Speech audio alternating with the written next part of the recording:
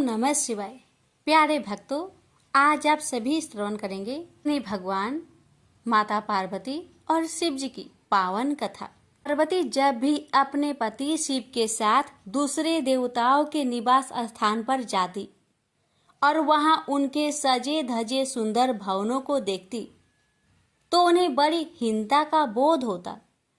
वो यह महसूस करती कि हमसे छोटे छोटे देवताओं के पास भी बड़े बड़े भव्य भवन हैं, लेकिन हमारे पास कुछ भी नहीं।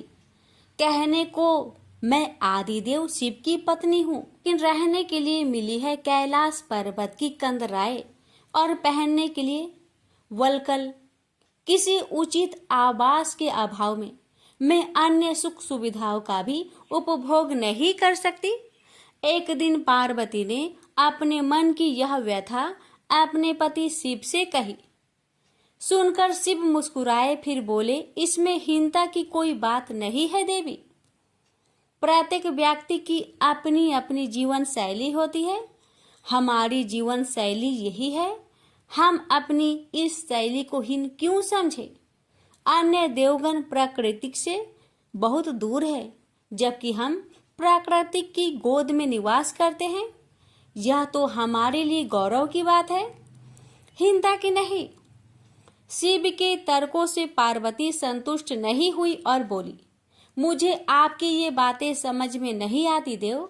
मुझे तो अपना एक आवास चाहिए, बहुत ही भव्य और सुख सुविधा से पूर्ण। शिव ने अपनी सहज मुस्कान के साथ उत्तर दिया, इसमें क्या मुश्किल है देवी। मैं अभी विश्वकर्मा को बुलवा देता हूँ, उनसे जैसा चाहे वैसा आवास बनवा ले। विश्वकर्मा को बुलवाया गया। पार्वती ने आदेश दिया, हमारे लिए एक ऐसा भवन बनाओ जैसा विश्व में कहीं ना हो। विश्वकर्मा ने आदेश स्वीकार किया। निर्माण कार्य प्रारंभ हो गया।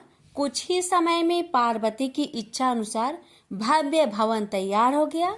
अपने भवन को देखकर पार्वती अति प्रसन्न हुई। गृह प्रवेश की तैयारी होने लगी।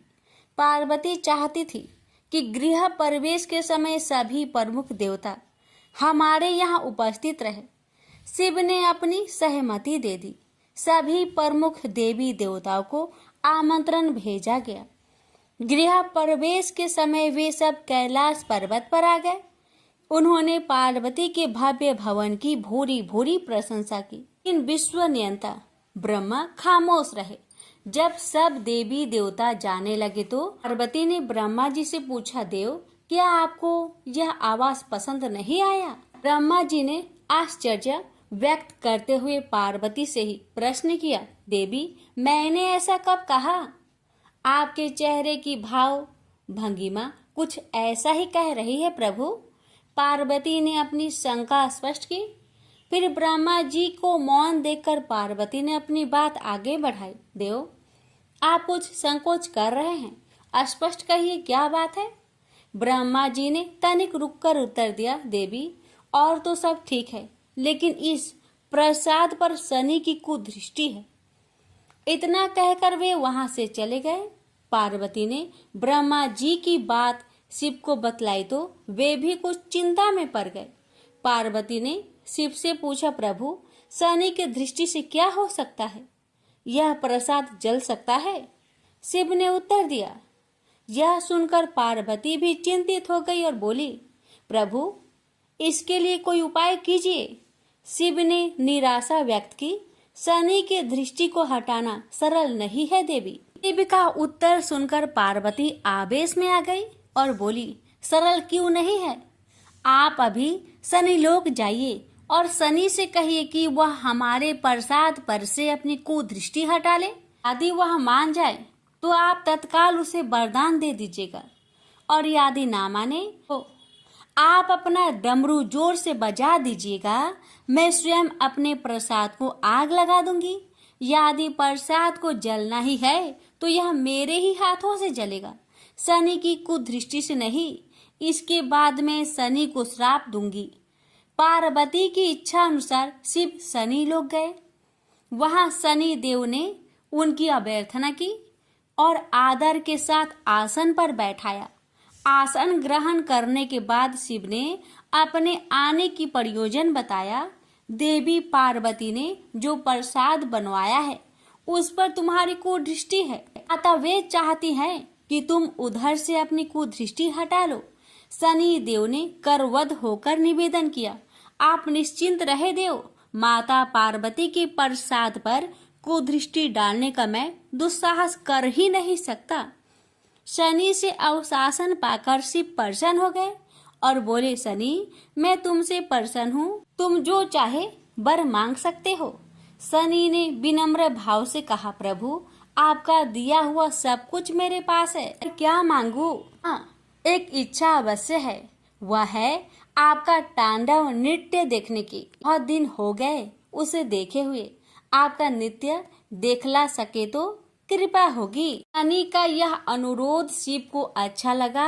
उन्होंने तत्काल अपना डमरू उठा लिया और लगे नृत्य करने। भोले भंडारी ये भी भूल गए कि माता पार्वती ने डमरू की आवाज सुनकर अपने नवनिर्मित प्रसाद को जला देने की बात कही थी। बस डमरू बजा बजा कर वे नृत्य करते रहे। उधर पार्वती ने जब कैलाश पर डमरू की ध्वनि सुनी तो उन्होंने सोचा कि शनि ने अपनी कुदृष्टि हटाना अस्वीकार कर दिया है, अतः वे बहुत दुखी हुई। उन्हें लगा कि यदि मैं तत्काल अपने नवनिर्मित आवास को आग लगा दूंगी तो वह शनि की कुदृष्टि से बच जाएगा। अतः उन्होंने स्वयं ही अपने प्रसाद में आग लगा दी। वह धू धू करके जल उठा। प्रसाद को जलता देख पार्वती का शनि पर क्रोध धीरे धीरे बढ़ने लगा और वे उसे श्राप देने के लिए तैयार हो गई। लेकिन उसी समय भगवान शिव वहां पहुंच गए। उन्होंने वहां प्रसाद को जलते देखा तो वे आश्चर्यचकित रह गए। उनकी समझ में ही नहीं आया कि यह कैसे हो गया। फिर अचानक उन्हें सब कुछ स्मरण हो आया। अपनी भूल का उन्हें एहसास हुआ। उन्होंने पार्वती जी को सब कुछ कह सुनाया। सच्चाई जानकर पार्वती को भी अपने जल्दबाजी पर दुख हुआ। अब शनि को श्राप देने का कोई अर्थ नहीं था, प्रत्यक्षतः उसका कहीं कोई अपराध नहीं था। फिर भी पार्वती और शिव को यह लग रहा था कि यह सब हुआ शनि की कुदृष्टि से ही। लेकिन इस स्थिति को देखते हुए वे उसे दोषी नहीं ठहरा सकते थे। प्रेम से बोलिए हर हर महादेव, शनि महाराज की जय हो।